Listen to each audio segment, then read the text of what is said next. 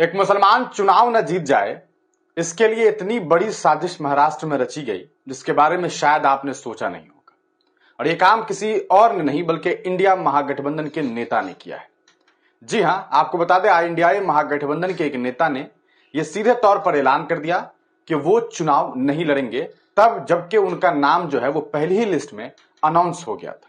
शिवसेना उद्धव ठाकरे की तरफ से एक सीट यानी कि औरंगाबाद सेंट्रल पर एक नेता का नाम अनाउंस कर दिया गया, लेकिन इसके बावजूद अचानक से उन्होंने ये फैसला ले लिया कि वो चुनाव नहीं लड़ेंगे। स्क्रीन पर जिस शख्स की तस्वीर आपको दिखाई दे रही है, ये कोई और नहीं बल्कि वो नेताजी हैं। आपको बता दें कि इनका नाम कृष्णा चंद तनवानी है। कृष्णा चंद तनवानी जो है वो यूबीटी यानी कि शिवसेना उद्धव बाल ठाकरे की पार्टी से ताल्लुक रखते हैं। अब इन्होंने ये कह दिया है कि ये चुनाव नहीं लड़ेंगे। चुनाव नहीं लड़ने का मतलब यह है कि इन्होंने सीधे तौर पर एकनाथ शिंदे यानी कि एनडीए यानी कि बीजेपी को पूरी तरीके से अपना समर्थन दे दिया है। अब आप सोच रहे होंगे कि आखिरकार एक व्यक्ति को चुनाव में कैंडिडेट बना दिया गया, एक पार्टी ने, एक बड़ी पार्टी ने जो है वो टिकट दे दिया, इसके बाद वो क्यों ऐसा करेंगे। इसके पीछे की जो वजह उन्होंने बताई, इस पर चर्चा करने की जरूरत है और इसे समझने की जरूरत है। हिंदुस्तान के कुछ लोगों को इस चीज को बहुत जरूरी है कि वो समझे। भारतीय राजनीति में धर्म का इस तरह से कहा जा सकता है घुस जाना और राजनीति के अंदर इस घटिया तरीके से इसकी एंट्री जो है इस पर सोचने की जरूरत है। मामला यह है कि उद्धव बाल ठाकरे यानी कि शिवसेना की तरफ से जब कृष्णा चंद जी को कैंडिडेट बनाया जाता है तो वो ये कहकर के चुनाव लड़ने से इनकार कर देते हैं कि याद है 2014 में क्या हुआ था। अब आप सोच रहे होंगे कि 2014 में क्या हुआ था, और उन्होंने सीधे तौर पर 2014 को वजह बताते हुए ये कहा कि हम अपनी तरफ से जो है अपनी जो कहा सकता है कि हमारी जो ताकतें हैं, हमारी जो वोट बैंकिंग है, हमारा जो वोट है, हमारा जो लड़ाई है, हमारी जो लड़ाई है वो हम सौंप देते हैं किनको भाई, एकनाथ शिंदे की पार्टी को। अब ऐसा क्यों किया गया? 2014 की बात करते हैं। हुआ यह था कि 2014 में ऑल इंडिया मजलिस-ए इत्तेहादुल मुस्लिमीन ने औरंगाबाद सेंट्रल से इम्तियाज जलील को चुनाव लड़ा दिया था। उस वक्त जब इम्तियाज जलील को चुनाव लड़ाया गया, तब किसी ने यह नहीं सोचा होगा कि एआईएमआईएम पार्टी जो है वहां से चुनाव जीत जाएगी। लेकिन हुआ ऐसा कि जिसके बारे में किसी ने नहीं सोचा था। इम्तियाज जलील साहब जो है वहां पर लगभग 61,000 वोट गेन किए और 61,000 वोट गेन करने के बाद उन्होंने चुनाव जीत लिया। तीसरे नंबर पर जो व्यक्ति उस वक्त रहे थे उनका नाम कृष्ण चंद जी हैं, जो आपको स्क्रीन पर दिखाई दे रहे हैं। हम आपको बता दें इस पूरे मामले में हुआ क्या था। देखिए, इम्तियाज जलील साहब को 61,841 वोट मिले थे। प्रदीप जायसवाल को 41,861 वोट मिले थे। वहीं भारतीय जनता पार्टी के कैंडिडेट कौन थे?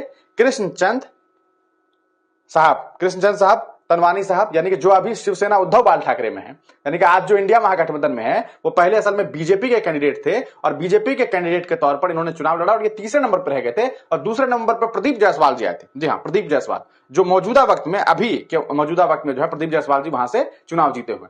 तो इन्हें ऐसा लग रहा है कि जब 2014 में हम चुनाव लड़े थे तो प्रदीप जायसवाल जी कैंडिडेट थे और हम भी कैंडिडेट थे। हुआ क्या, हमारा वोट और प्रदीप जायसवाल जी का वोट बट गया और तीसरा व्यक्ति कौन चुनाव जीत गया? इम्तियाज जलील चुनाव जीत गया। तो अब उन्हें 2014 जैसा माहौल जो है वो अभी दिखाई दे रहा है। इस बार हालांकि औरंगाबाद सेंट्रल से कैंडिडेट इम्तियाज जलील साहब नहीं है, लेकिन एआईएमआईएम इतनी मजबूत हो गई है कि ये पूरी तरीके से तय मानी जा रही थी कि जो एआईएमआईएम पार्टी है वो इस बार औरंगाबाद सेंट्रल से चुनाव जीत जाएगी। इस बार आपको बता दें, क्योंकि उसके बाद लोकसभा का चुनाव हुआ, इम्तियाज जलील साहब ने लोकसभा का चुनाव लड़ा, फिर औरंगाबाद के वो सांसद बन गए। उस दरमियान आपने ये देखा कि फिर 2019 में जब विधानसभा चुनाव हुआ, उस वक्त क्या हुआ? देखिए, 2019 में जब विधानसभा चुनाव हुआ तो उस वक्त प्रदीप जायसवाल जी जो है वो चुनाव जीत गए।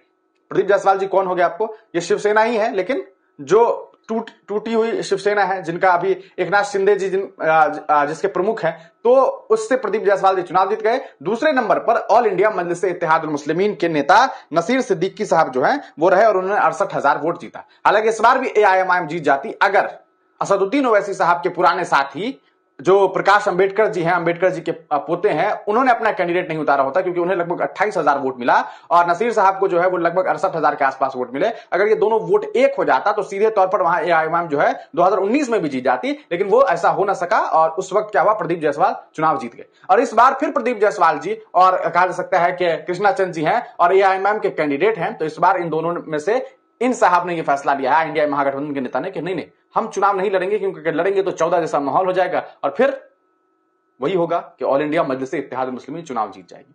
तो एआईएमआईएम चुनाव ना जीत जाए, इस वजह से ये जो इंडिया महागठबंधन वाले हैं वो कह रहे हैं कि इससे अच्छा तो बीजेपी वाले जीत जाए, भाई भाजपा वाले जीत जाए, इंडिया वाले जीत जाए, ये मुसलमान कैंडिडेट नहीं चुनाव जीतना चाहिए। अब आप सोच लीजिए, इस पूरे मामले पर गौर व फिक्र कीजिए और सोचिए कि आखिरकार ऐसा क्यों हुआ, क्यों इतना बड़ा फैसला इस व्यक्ति के द्वारा लिया गया, इस नेता के द्वारा लिया गया। ये क्या चाहते हैं, इनकी मंशा क्या है? ये कभी नहीं चाहते हैं कि आपकी क़यादत मजबूत हो, आपके कहा सकता है लोग जो है वो नेता बन पाए। नसीर सिद्दीकी नेता बन जाएंगे तो इनको प्रॉब्लम है, जबकि अगर वहीं पर प्रदीप जायसवाल चुनाव जीत जाएंगे, बीजेपी वाले इंडिया वाले चुनाव जीत जाएंगे, तो इंडिया महागठबंधन को कोई दिक्कत नहीं है। यह है इनका रूप और यह है इनका मामला। आप इस पूरे मामले पर क्या सोचते हैं, अपनी राय कमेंट सेक्शन में जरूर दीजिए।